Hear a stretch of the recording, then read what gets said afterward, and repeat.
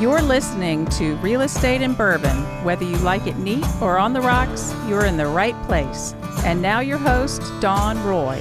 Oh my goodness, my lovelies. Thank you for joining us again for another episode of Real Estate in Bourbon podcast. I'm so excited to have you here. And I'm so excited to have a dear friend with me who is, it's been a little bit in coming. You know, you and I were introduced, about 5 years ago over at Aurora Title 6 when they got started.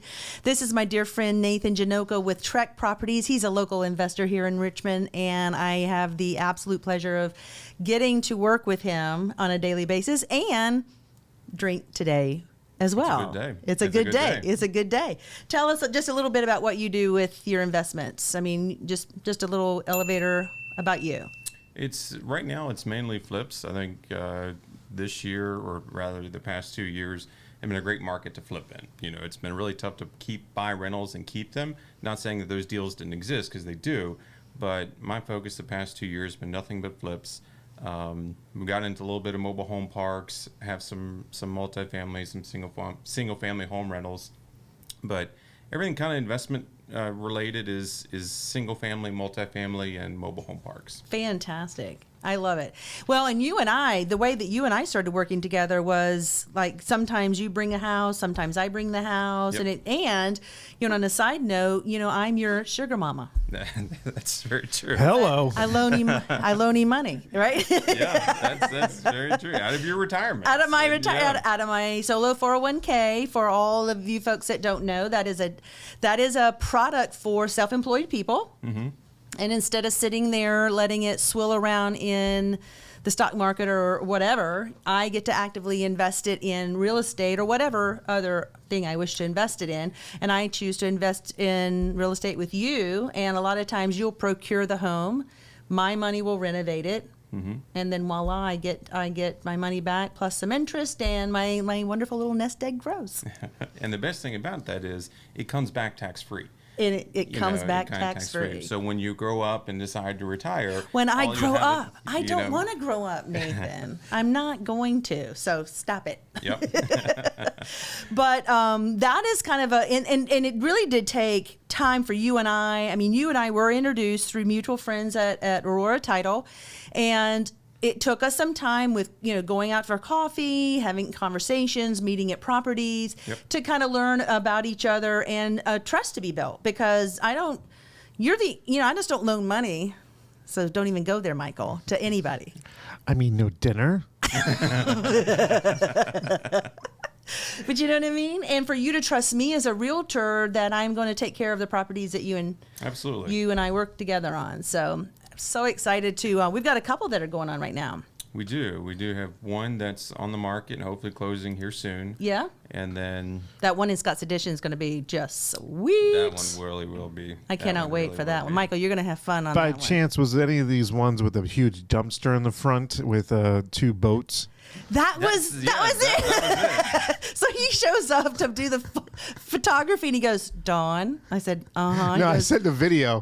What? He goes, "What is behind me? Not only is there a dumpster, but there's 2 boats." Not one, but 2 boats. Yeah. I was like, "Just get in the house, Michael. Just get in the house. Damn it, leave that alone. Just move on." And so then I'm calling him and going, "So I thought the dumpster was getting picked up today." And he goes, "Well, the guy who was supposed to get the boats didn't, and the boats are in front of the dumpster." Mm-hmm. Oh, it's a conundrum there. Yeah. The life in real estate. And you know, the first thing I found out about Nathan, which is hysterical, is like if I'm in a home, like I'm previewing a house, I've gotten a lead on something, usually they're off market, right? That's where you make your money. Mm-hmm. And I'm standing in it and I'll say, "I don't know, Nathan, this one might be good for you, but it's really bad." He goes, "Does it smell like cat piss?" And I said, "Yes." He goes, "I want it." Has there been one that has like kind of stumped you when you got into it and been like, I didn't see that one coming? All the time. Yeah. All the time. Yeah. I bought one house over in Manchester, and here they had several break-ins, so they had fridge appliances in front of doors, so nobody could break in. And I assumed that was an exterior door. Turned out it was a basement. The whole house had a basement. No one knew it. Didn't show up on the tax records. I don't know if it was dug out later or whatever, which would be almost impossible. But that was probably the worst one that, as far as the house, I had no idea it was there. There was a basement underneath it. It was. Well, that means the value went up. Well, that did. That was a good day. That was a good day. But what condition was that basement in? It was rough. Yeah. It was absolutely rough. And, you know, a lot of these houses, there's storage in there that's been there for 50 years. Oh, my God. So, Absolutely. You know, Well, and you and I seem to get involved with the hoarder people. yeah, those are the best ones. It's always the hoarder people. And, you know, it's really funny. In his contract, he'll go, you know, whatever you leave, it's fine. The seller can leave whatever they just take your belongings and you can go on, and because all that stuff's going to go right into the dipsy. Yeah. You know, you don't have to move it out because How a lot much of does things. it cost on that? Because does a company come and clean it all out? How much does that cost? Well, my guys want to do it because a lot of the times they'll They go get shopping. stuff. They call it going shopping. Oh, So they and- take things. Yeah, and every once in a while we actually pulled out a Joe DiMaggio signed baseball one time. what? But a lot of it's like the one we were in this morning.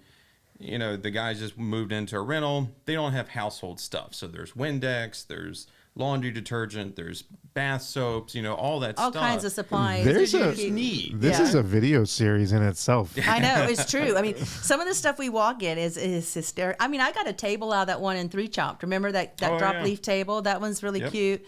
And he'll go, hey, I've got some furniture. You want to come out here and take a look at this? I'm like, I'll take that. Any and that- guitars or cameras? They'll let you know. Oh, Let yeah. me. Oh, Let me know. He's got the Eddie Van Halen. Yeah, he yeah. wants to definitely get that. But it's interesting what people will leave. You know, but they get overwhelmed. That's a is lot what of it. happens. They get, first of all, the house goes into disrepair because they have so much stuff. They become paralyzed with fear primarily, and they get overwhelmed. And what Nathan does, which is so amazing, he just comes in and very casually says, you know, this is what I can pay you for your home, because he's got to. I mean, there's a lot more going into it. We've got to renovate it, and he'll say, whatever you leave what you want to leave. He doesn't put any criteria on, okay, well, it has to be spick and span and clean, you know, none of that. It's like, if it's in the house when you leave, it's okay. It's amazing the relief, and you can see it in their eyes when you say that. It's like, oh, I don't have to clean this thing. Right. You know, I don't have to get- find a place for all my stuff. Yeah, because the storage units or, you know. Well, that's costly, and they don't have money now. yeah. Moving crew and all that. Right. And a lot of times that is a relief to them. And I think that's their way out. That's a great way out. That is true. They can literally walk out the door, lock it if you like, doesn't matter, and move on with it. Well, we've got one right now I brought to him. It's in Chester, and we're trying to work through the process of him buying that. And it's the same situation. It is filled to not only is the house filled, the yard is filled. That's We true. need to do it before and after then. Oh, absolutely. As soon as we get it under we need his to name, get we'll me get you over to there. do a drone and go through. Because Yeah. he's got a cool little new toy. Yeah. Oh, that means I don't have to go inside the house. Whoop, whoop. So I Won't have that be a little awesome? FPV drone that I can Yeah, he's fly. got this little teeny one So- that goes through the house. So with the and that's goggles. one to do because that's one's pretty bad. Yeah, that one's not pretty. You'll have to come with me. So if it does crash in there, you can go and get it for I me. can- Because he does not want to go inside. He does. I understand. mean, it's you know, and it's really sad that someone lives in a property like that, and even more so for me. There's a dog. Like, let me take your dog home because the dog should not be even in. It's just to me, it's inhabitable, quite frankly. Wow. But there's people all over the city that are living like that. And, you and I both run across them. So, well, one of the reasons I wanted to bring Nathan on, it's because he's a fellow bourbon connoisseur.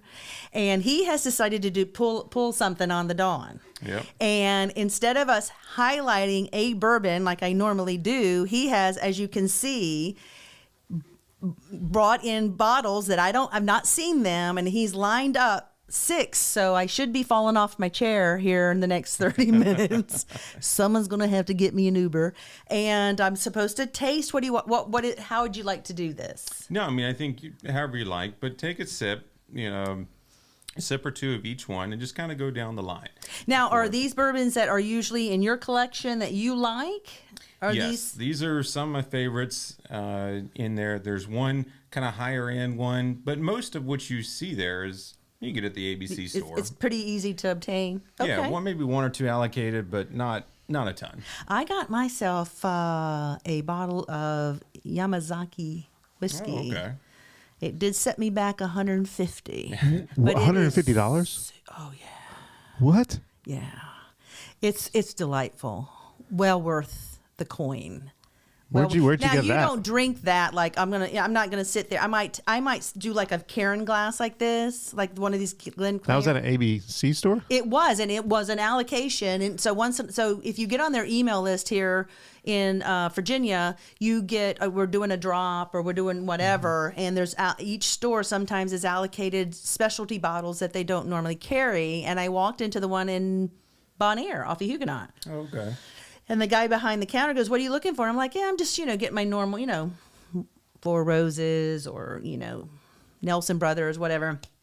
And he goes, "Well, you should come up here. We got a few things left that hasn't left yet." And he had like 4 different bourbons. And so I'm calling Charlie Merrill, who's been on the podcast. He's the one that got me into bourbon. Oh, yeah. He's the His reason fault. Yeah. for the problem I have. And I'm like, "Charlie, they've got blah, blah, blah." He goes, oh, definitely the Yamazaki. It's the most expensive one, Charlie. Oh, wait a minute. He goes, "Promise you, that's the one." And I did. I got it, and it's delightful. I would only do like a small serving. And when people come over, I'm like, "I'm going to bless you. Here's a little sippy sip. Don't get excited because that's all you're going to get."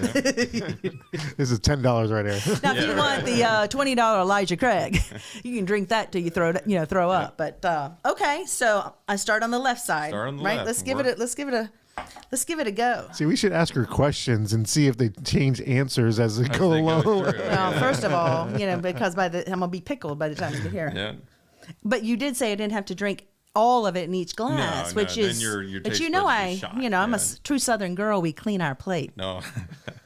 Maybe that'd be for the next podcast then. This has a nice smell to it. It's got a nice nose.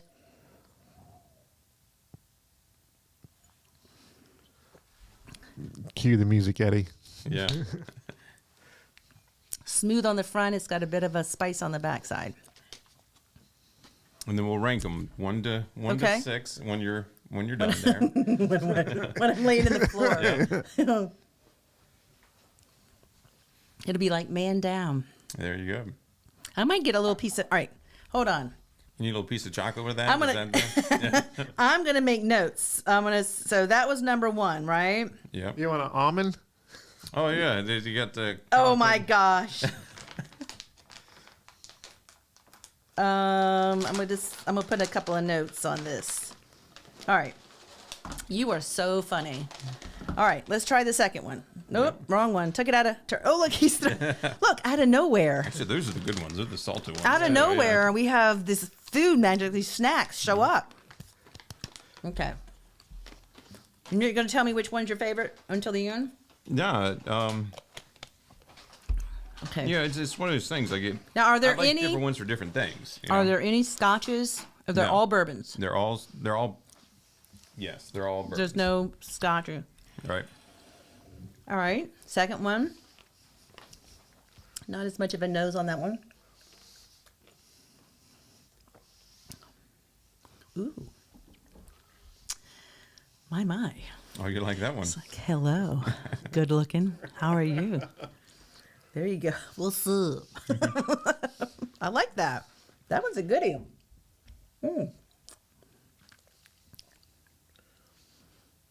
Not bad. That one I'm going to have to revisit. Yeah. All right. Okay. Because I'm kind of ranking them here. Ranking. Are we doing from 1 to 6? Yeah. I can't believe you brought 6. Well, one's kind of just to throw in. It was. That's what I had in the truck. Nah. There it is. Okay. Now, when it comes to bourbons, what is it that you like? What do you tend to gravitate towards? You know, I really like the double-barreled stuff a lot. And Why or is double that? oaked. It just has a different. Like a oakier- Woodford double oak, those Yep. kind of. Yep. Those have a little bit more of a flavor to me. Yep. Almost more caramel. They're not sweeter. They have a little bit more oaky taste, but it's just a different flavor. It's Yeah. just a different flavor. I don't like the high proof. I can't do the really high stuff. I swim in the 90s. Yeah. Once you get to 100, when your triple digits start happening, then I go, woo. But I have noticed the more I drink, the more higher proof it goes. My taste buds are getting more and more How sharp. about Old Forester? Now that stuff will tighten you up. Yeah. For all y'all out there, if you can find it, and they should get it. So Old Forester 1920 Prohibition. It will light you up. Yep. But that's one, it's hard to find, and if you see it at your ABC store, nab it. I'm just saying. Now that is soft. Oh, yeah? Yeah. Not spicy at all. That's very true. I agree with that on that one. My goodness. And bourbon is bourbon for everybody, but But that one, number 3 does not have, man, I gotta know what that bottle is because that has no spice. I mean, nothing to speak of, to be honest with you. interesting that you said But that. I will say this, number 2 is still the the front runner. Okay? Still the front runner. When did you start drinking bourbon? I think I got the buzz. Right when you started investing. Right? Yeah, that was the issue. That's the currency, really, right? That's the currency. I really was not a drinker of anything. And, well, I take that back. When the kids were little, and like most moms, if you're in a neighborhood, you get into things called bunco. Okay. And the ex-husband used to say, "What is bunco?" I said, "It's where women get together to drink wine, to talk about whose teacher their kid got, and to roll dice and pretend to play." You literally are playing a game, and you're drinking wine and eating snacks, and it's a reason to socialize. Yep. So it's all the ladies get to socialize one Wednesday a month, and it's a round robin. So there's 12 of you, and you go. So everybody's got a month that they host it. So that's probably, golly, and that was in my late 30s or something when the kids were little. That's when I kind of started. I was not a drinker at all in college, and then when you get into real estate, that is when the true drinking starts. Because title companies take you out, lenders take you out. There's always a social. I mean, every Very single true. week there's a social. Yep. Even in our sphere, like even doing investment, and there's meetups for investing groups. There's all kinds of reasons to get together. And vendors are loving to, Couple of beers. We'll do this. Yeah, we'll do this. You don't know me, but I'm going to get you to loan me some money after you've had a couple of shots, Right. and you're going to like to get to know me. More of a nose on this one. Yeah. Number 4 to the listening audience. Yeah. Here we go. And I am still in this chair. I'm not wobbling. I'm good. So what did you do before flipping? Like, what got you into starting? Wow, that's oaky. That is very oaky. That's oaky. Yeah. Woo woo. Very good though. Would Yeah. go great with different types of food. Okay. Well, you've done a lot of things in your career. I think I didn't. I mean, I did it early on when I first graduated college. I did a couple spec houses, and back in 2008, then the bottom dropped out and almost got stuck with one real bad. Managed to work through that. Worked for myself for a little bit, and that didn't go very well. I was 25. It was dumb. You know, it was. You're full of piss and vinegar. You think you're going to figure it out. Yeah, and it just. I mean, there was high points, but there was a lot more low points. Right. And then I moved to Richmond about 10 years ago. Went to work for Blue Ridge Custom Homes, and that was good. You know, Blue Ridge is a great company, and they do things right. They do things correctly. And Yep. he kind of showed, hey, this is how to do the business side of it, because a lot of contractors, or real estate investors rather, Yeah. they're good at what they do. They can flip a house. They're good. Tool belt on, probably the best guy out there. But the business side of it is really what separates. They're lacking. There's a lot of reasons why contractors go out of business within the first couple of years. They're excellent at what they do. They can't run the business side of it. Or manage employees. Yeah, or for that that matter. too. Or that And too. realtors are the same way, by the way. Oh, Realtors okay. are terrible with money. Well, They just are. Because even as a realtor, you are a self-employed 1099 business owner. That's very true. And they Yeah. don't get that part. Yeah.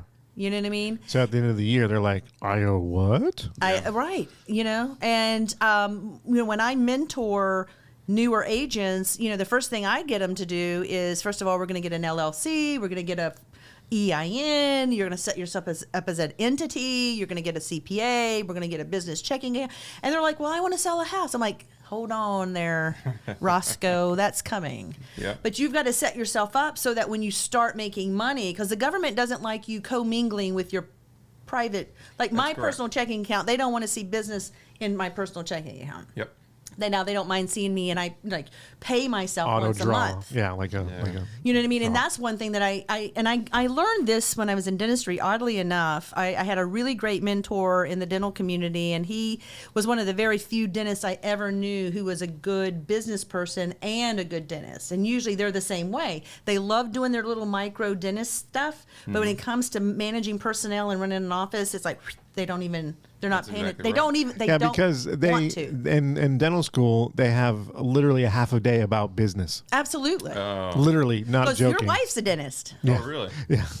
You know. So half a day. Yeah. Half a day. Here's how you run the It show. does not Yeah. teach you how to do anything. And but Charlie helped me understand. He goes, regardless of what comes in, you set a salary for yourself based on your household expenses, and you draw, like, you pay yourself as an employee, which if you've set up your taxes right, you are.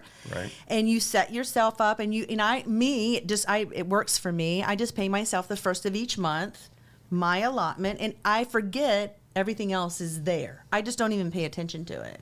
And so when things happen like COVID and we're shut down and you got, a month between closing, whatever, it doesn't rock my boat. Right. Well, I talked to someone the other day and I'm like, do you track your miles? And they're like, oh, what? I'm like, you're a realtor. You drive just as much. I mean, I drive a lot, but Right. you don't track your miles? Right. I'm like, what? You have to track your miles. That's a great way to expense that car. It's huge. Yeah. You know what I mean? And all you have to do is January the 1st, look at the odometer, and December 31st, look Well, I at use that. an app. I That's was gonna say, daily. there's an Right. app. A There's Q, an app it's for Q that, miles, yeah. but Yeah.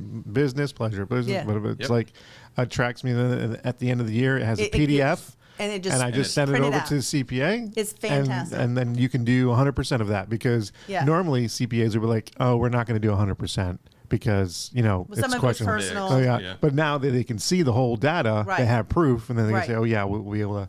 So, like, I think this year I was like almost 40,000 in write-off. Oh, That's that's a a big that's number. That's Yeah, a big it's number. really big Well, number. I bought a car that had 8,000 miles. The car that I have now, Yeah. Oh, okay. it has 78,000.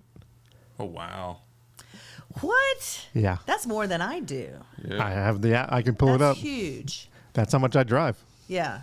and that's 99% of that is work. Oh, absolutely. I drive the truck on the weekends or something. I just don't. Just in a different Yeah. vehicle. Yeah. In a different view. Oh my gosh. But that's the truth. And what you're saying is absolutely true. You're not going to weather, like, you might get hung up on a house, but if you have to have that house to sell by a certain date, first of all, you're going to make poor decisions. You're going to like agree to a purchase offer or whatever that you wouldn't have because you're up against the wall. But if you run your business so tight and lean that you don't have flexibility, that's when your choices, you lose your choices. Right. You lose your ability to negotiate. Yep. You know what I mean? And that's with anything. But what do I know? Let me see. Where are we? I don't Next. even know. You're number 5. 1, 2, 3, 4. Oh, I'm getting to this one. Yeah. Okay, here we go.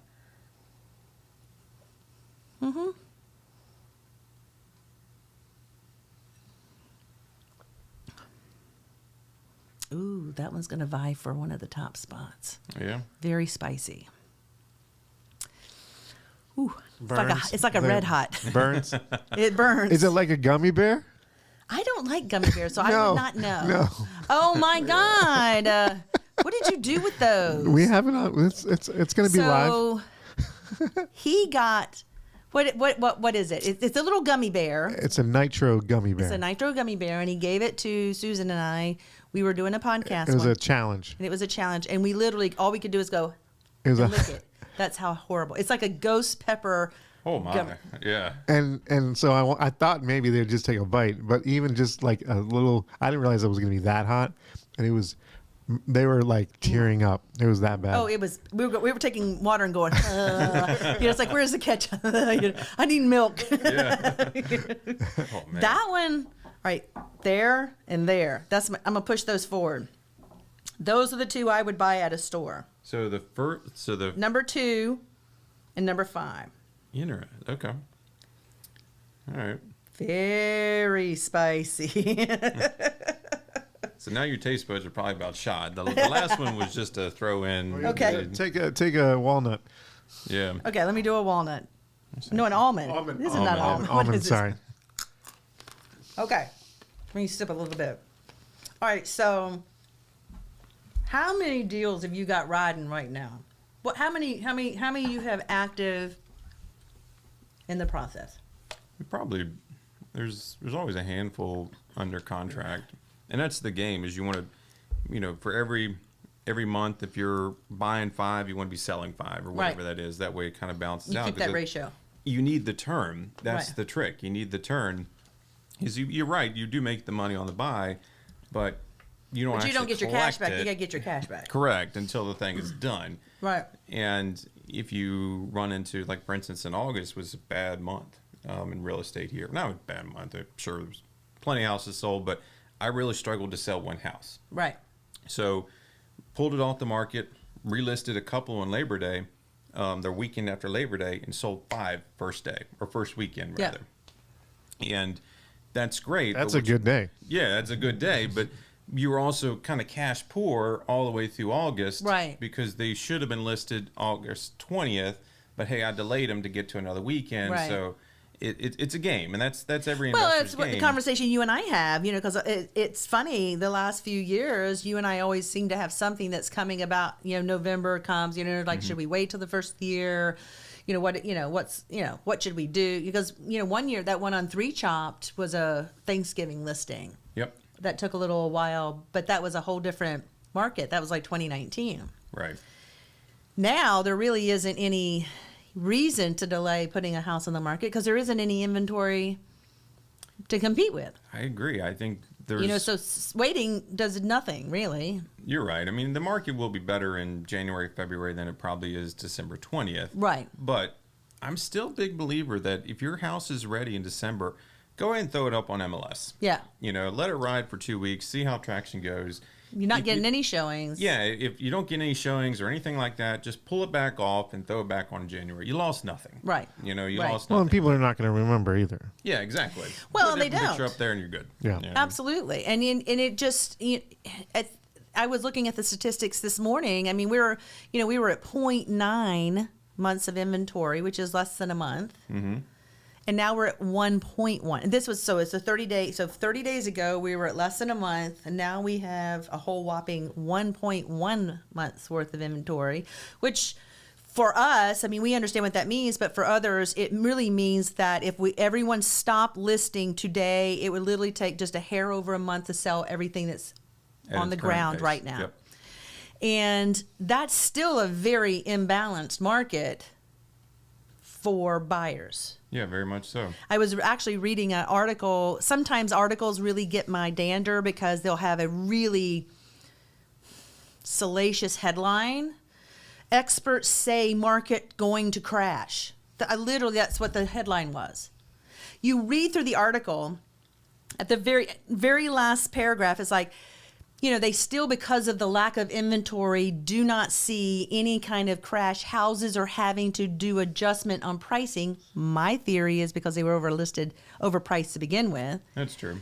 We're now we're coming into a better market for buyers, so now they're not having to compete, right? So wait a minute. You literally said market's going to crash. Experts say, and if I toggle down to the last 2 or 3 sentences, you contradict the title of the headline. So here's my theory for everybody out there. First of all, don't listen to mainstream media. They're morons. Number 2, if you do read an article like that, just go to the bottom of the article. Read the whole thing. Yeah. And just see really what they're trying to, because they're just trying to get you to read. That's all it's about. And I think this constant scaremongering that the media does is ridiculous. I find it heinous. It's malpractice in my opinion, to constantly try to frighten people to do A or B. Mm-hmm. I don't like that, especially in our industry, because this is really, I mean, you and I do a lot of business, and we do this over and over again. So it becomes kind of what we do, and it's rote to us. But for most people, it is their largest financial instrument, and they don't do it but a handful of times their whole life. Right. So Right. it's frightening. It is, especially The unknown. yeah, you're investing $500,000 or $300,000, whatever the number is. Right. Yeah, that is a big number. If you put $250 into the stock market tomorrow, I mean, heck, that's kind of frightening. I don't know if I want to click that button. Right. Right. I'll buy a $250 house tomorrow. To a homeowner's credit, it should be a big deal, and you should be reading articles, and you should be researching this, and you should be making sure that you work with great professionals. I mean, and I would say talk to a lender, talk to title companies, talk to people that this is, I find interesting when people go to search for professionals, is they'll go on Facebook and they go, I'm looking to buy a house in Chester. Who's your realtor? And it'll be like 500 responses. Photographers are like that too. It is ridiculous. Anybody know a good friend? Like, and I don't even bother throwing my hat into the ring because first of all, I'm a relationship person. I'm based on referrals and relationships. You have got to have someone in your life that you can ask about a realtor other than the vacuous space called Facebook. I mean, really, and I think it's just for clicks. I mean, my sister didn't know anybody in Seattle, and they bought their house, and it's not a great deal. It was not a great experience. They had hardship after the fact and everything. And it's just because I blame the realtor and I blame the lender and stuff like that because they were trusting. Because they're new to the area. They're new to the area. They didn't have any friends that said, oh, this person will definitely take care of you and that. And so, they're still dealing with it. It's been like 3 months, 4 months. Yeah, it's crazy. Gosh, I mean, but call Jesus, dial, operator, do something. But I just think that going on any social media platform and saying, hey, who do you got? I mean, I don't know. I'm a little jaded in that respect. I just think that, be cautious when you do it. Be cautious, please. Yeah. Because there is just such night and day difference in what you're going to experience based on who you decide to like. It's like being in a relationship for a very short period of time, but you're in a relationship. If they're going to date you, you know what I always tell you there, date quality. Yep. All right, let's try this one. Let's see what you got here. Last one. Last one. And sister's still sitting upright and fairly coherent, I think. But y'all might say differently. Oh, hold a boat. That's delightful.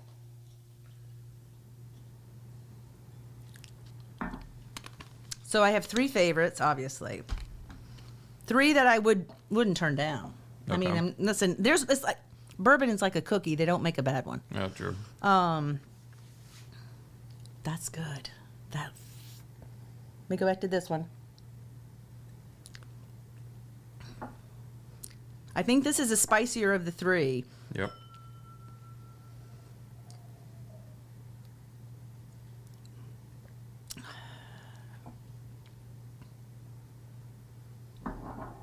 Really? Out of the 3? Number 6 is the winner chicken dinner. Well, the last one? You picked your Christmas gift there. What? You did not. Yeah. Nathan. Oh my God, you're such a precious angel. Do you see this? Wow. Do you see what this is? No, I don't know what it is. This is Blanton's, and it is. Which one is it? I don't have my glasses on. Which letter is it? That one's the T. This is the T. So Blanton's, let's put this up front so everyone can see. You are so funny. I have the B. Charlie bought me my first bottle. This is my second. So Blanton's, the horse, every letter, the horse is doing a different stride. So he goes from standing to walking to trotting to galloping. And if you collect all of the stoppers, these little pewter stoppers, and send it to Heaven Hill, who's a distiller for Blanton's, they will take a piece of the bourbon barrel and mount your stoppers. Wow. And Charlie has told me I will give you he goes, I have tons of them. He's got a collection to pay off my house. And I said, no, the fun is in the getting, the seeking. Yeah. You are so precious. So by chance, you didn't know that she was going to pick that one? No, I didn't actually. No. I didn't. That's funny. I love Blanton's. And some people call it overrated. I mean, it's one of those. It's almost like it's gotten its almost cult following. That's true. Some It is a big people cult consider following. it, I mean, and there's other good bourbons, but of your grouping, that's the one I would drink all day long. So you had the number Alright. 2 Was is an Old Forester product. It's 1910. okay. That's why you got spice on that. Yeah. And then you picked the Pappy out of the bunch. It's the lot B. Is this the That number was 5? No, that was the smooth one where you said that was soft. Yeah, it was. That was. I completely agree to that. I have never had Pappy. Yeah. That's amazing. Look at Wow. that. Oh my gosh, you are so awesome. Where did you get this? Where did you get the Pappy Van Winkle? My wife actually bought it for me for my birthday. Nice. Actually, number 5. So What was number 5? number 2. I'm sorry. Did you like? It was number 2 that you liked best.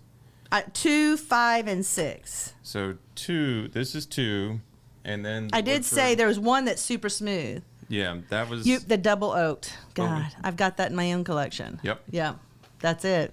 Yeah, that's one of my favorite ones. It's a little bit spicy with a It really the is. caramel hint to it. I like that one. You got so many bottles. You guys are like losing. The shots are going What kind of away. shot are we in Yeah, here? right. I mean, gosh, Nathan, you have no idea what this means to me, this bottle.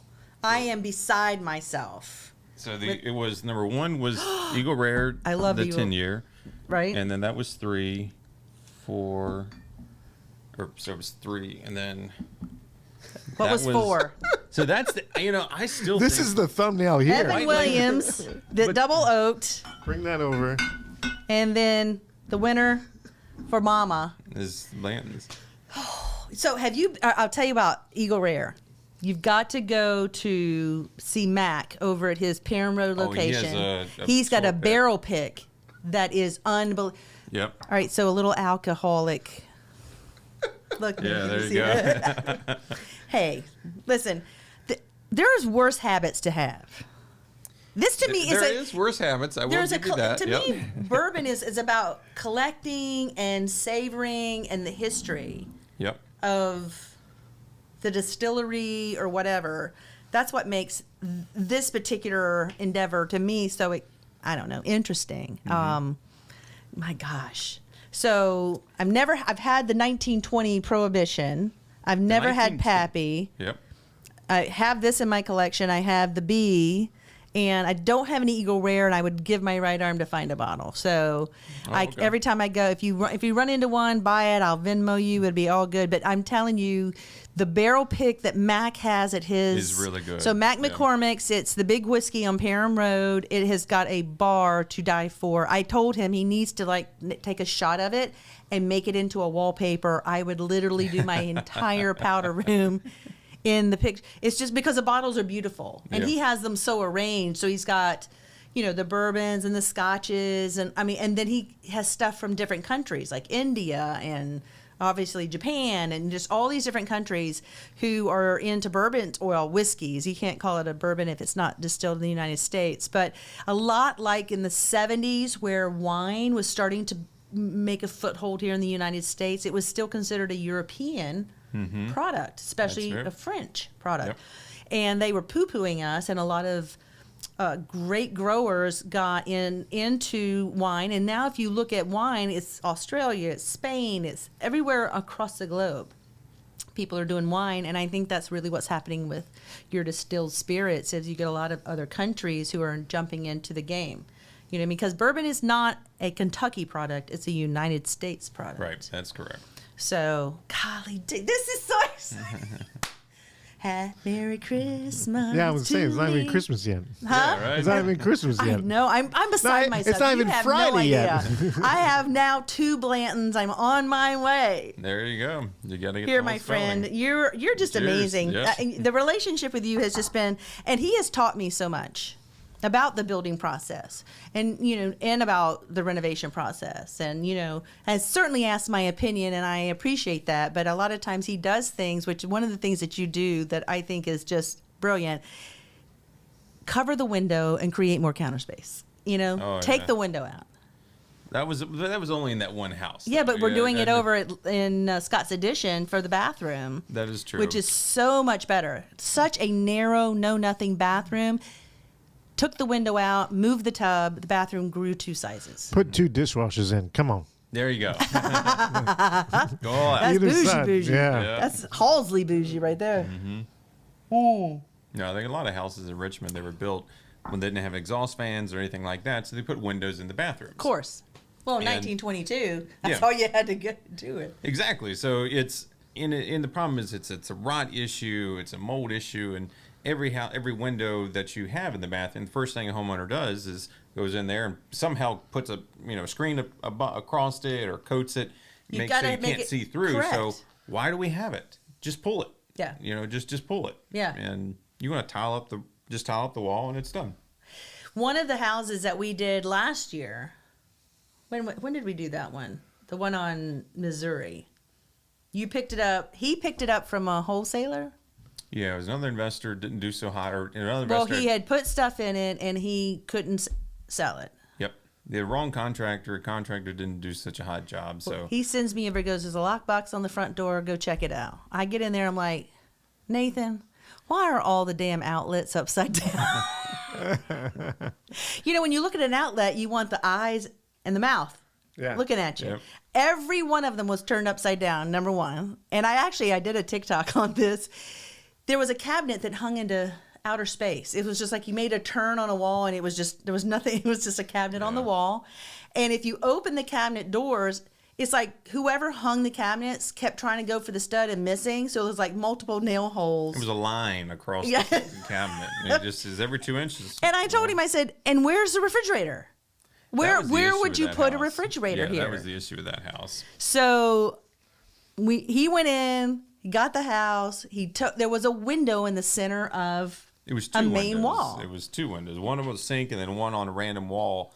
And he just doing closed that nothing. up. So we pulled that out, and flipped the range around, and just kind of redid the kitchen. Which made a And huge difference. It was, it wasn't anything major that we did. It was just moving a couple of cabinets, and it completely changed that kitchen. And now we have a place for the refrigerator, number one. And then one of the other things when I first walked in the house, I said, what's up with the wood floors? It looks like they varnished over mud. Literally, they maybe have swept. I'm not really sure they even cleaned the floors.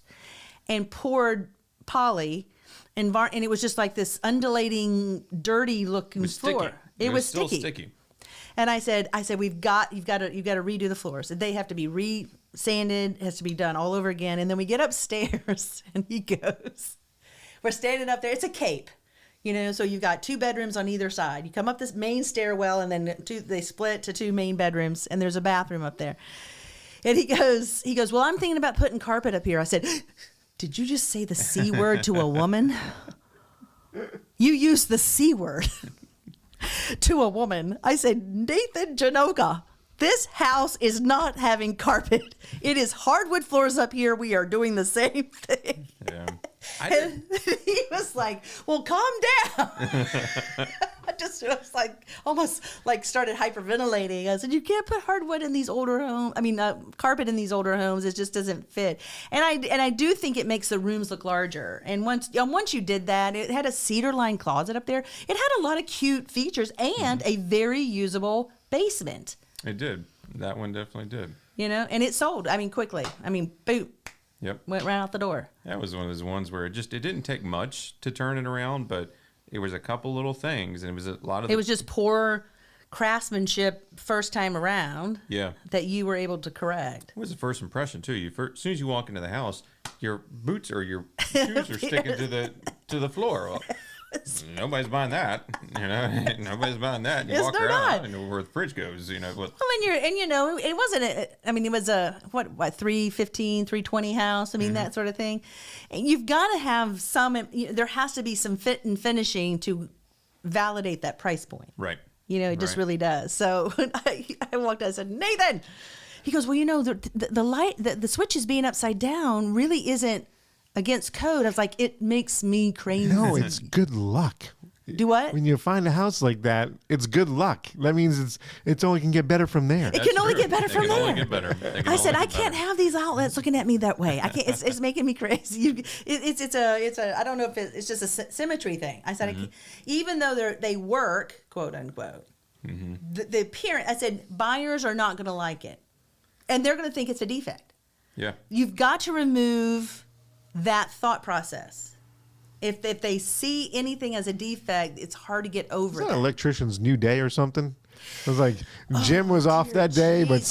Steve, the apprentice, was like, "Oh, I can do this." Yeah, they Right. brought Steve in, who was the apprentice for the apprentice. I mean, it was unbelievable. Some of the stuff that was going on in that house, I was like, But I think, as an investor, that's what you got to buy. Like everyone wants to flip houses, get into flipping houses, and I think a lot of people should, or at least try it once or twice. But you've got to. The thing that I hate is everybody comes to me and says, "Hey, if you see a deal, give it to me. Or if you're too busy, you give it to me," or something like that. Don't say that. What you need to say to an agent or to somebody who might give you a referral is, "Send me something nobody else will buy. Send me something that no one is looking at or just no one's even touching."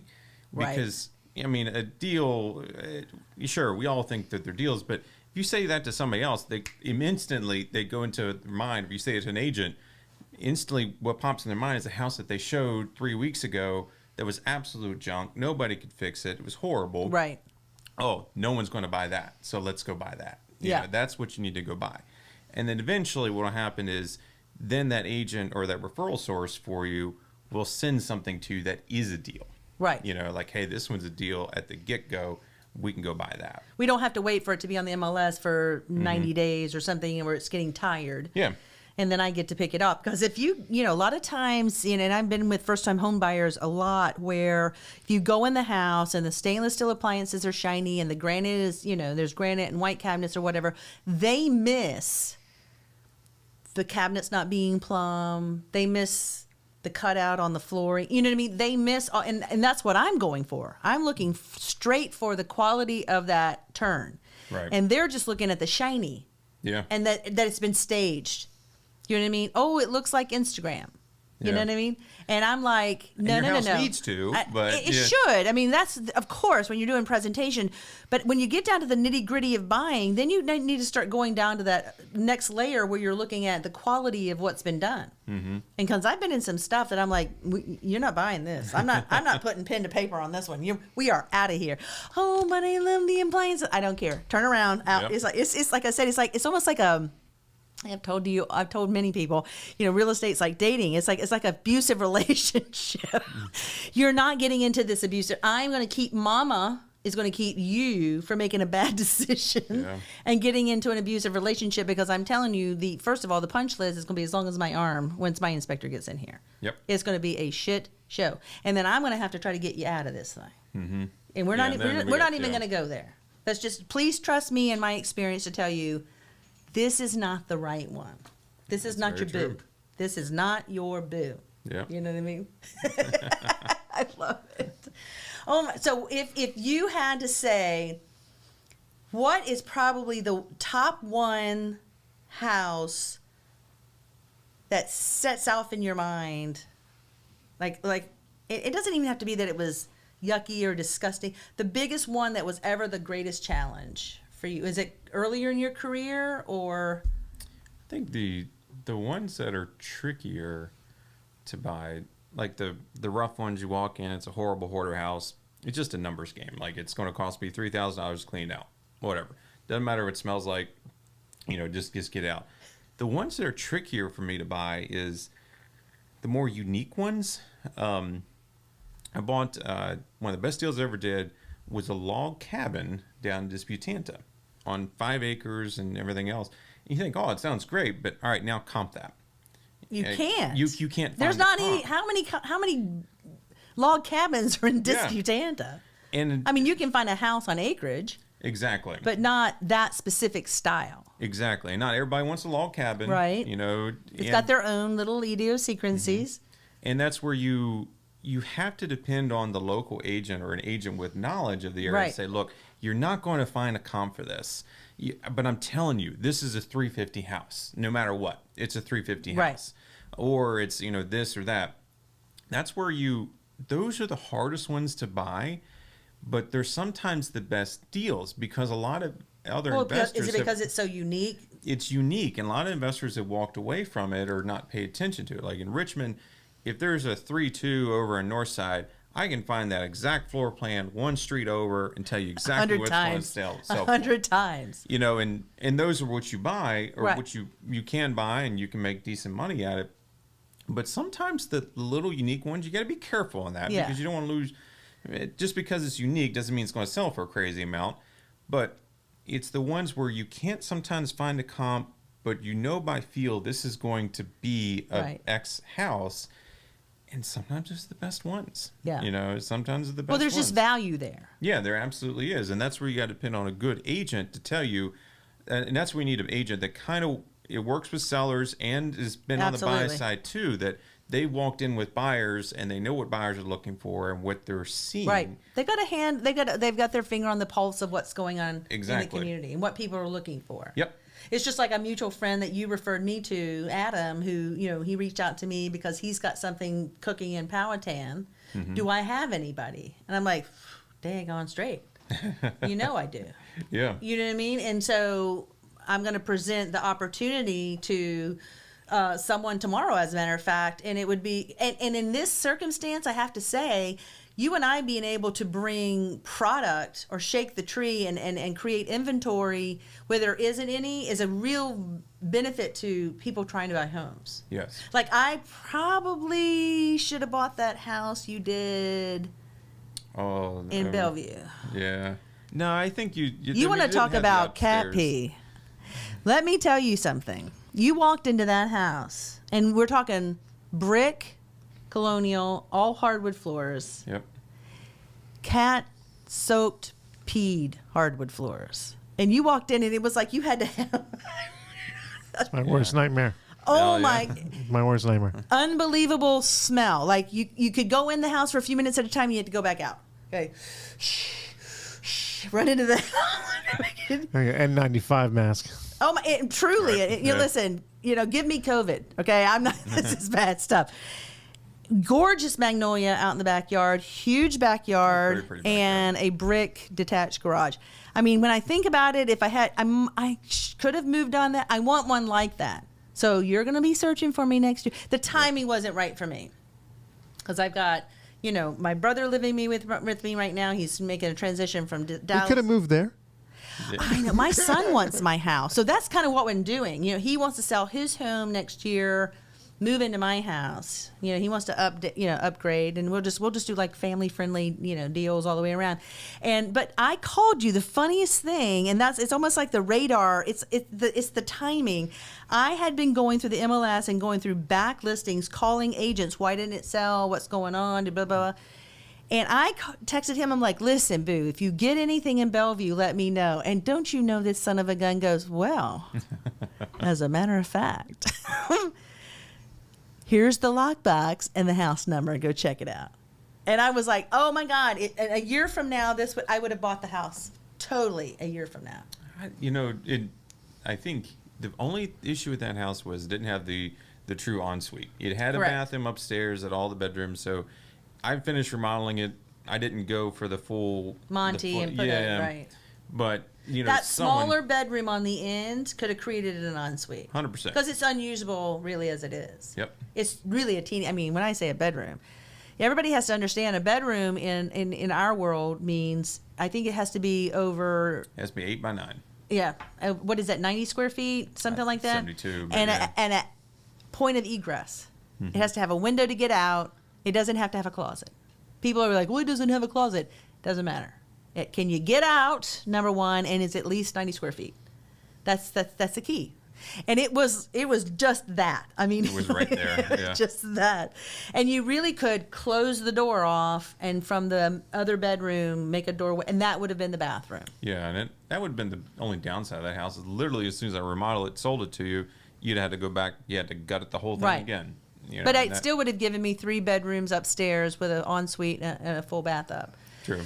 So the moral of the story is my main man here is going to find the girl something in Bellevue. If I don't find it first, and we'll renovate something. There you Because go. I'd love to be in Bellevue. If you don't know where Bellevue is, oh my God, just the cutest, funnest, walkable, great little neighborhood in Richmond. So Yeah, and people, it's a little nichey place, but everyone kind of knows it. and people want to be in Bellevue. And it will your house will do nothing but gain value. Absolutely.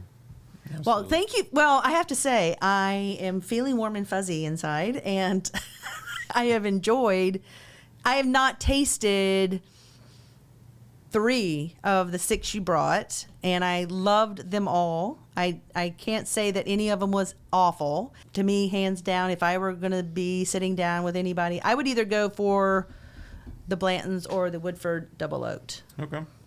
And that it is spicy, but I love it. It's got a wonderful, like you're saying, there's a full bodiness, and if you look, the coloration is so dark. Yeah. It's so dark compared to, even in the Pappy. Look at the Pappy. See how thin the coloration is. I mean, it's a beautiful golden color, but man, that Double Oak is delightful. Thank you so much for bringing the bourbon, doing the podcast with me, being a great friend and a resource. You're a blessing, and I'm so grateful to have you. Tell the folks how to reach you if they got a deal, if they got something they want to sell, and they don't want to do it in the traditional way, and they just want to leave shit and leave. Get on out. No, it's there's no Instagram or website. Like, maybe I should have that, but it's just me. That's fine, and my phone number is 540-478-3110, or you can email me, nathan.janocka@gmail.com, and that's it.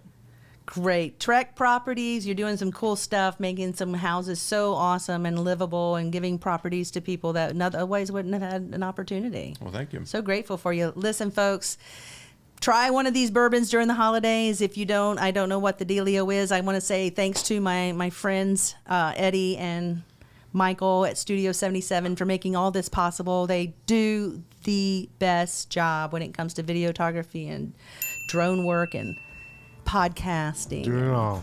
All the things. All the things. And we love you. Have a wonderful rest of your day. And Mama's going to go home and drink a little more Blantons. There you go. Just so you know. There Like, you go. follow, share, do all the things. And we'll see you next time. You've been listening to the Real Estate and Bourbon podcast, hosted by Dawn Roy. Have real estate or bourbon questions or a juicy story you want us to talk about? Call our hotline at 804-293-0550, and maybe you can be on our podcast. This has been a Studio 77 production. Be sure to subscribe, like, and follow the Real Estate and Bourbon podcast.